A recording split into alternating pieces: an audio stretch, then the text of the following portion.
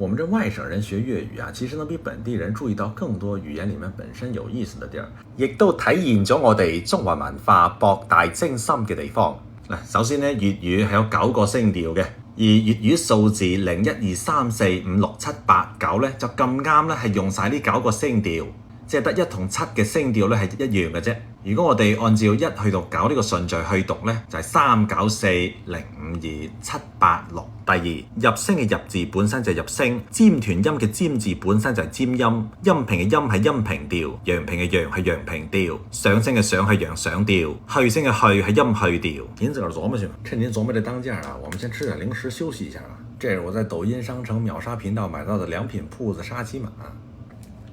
軟糯香甜，好吃又實惠，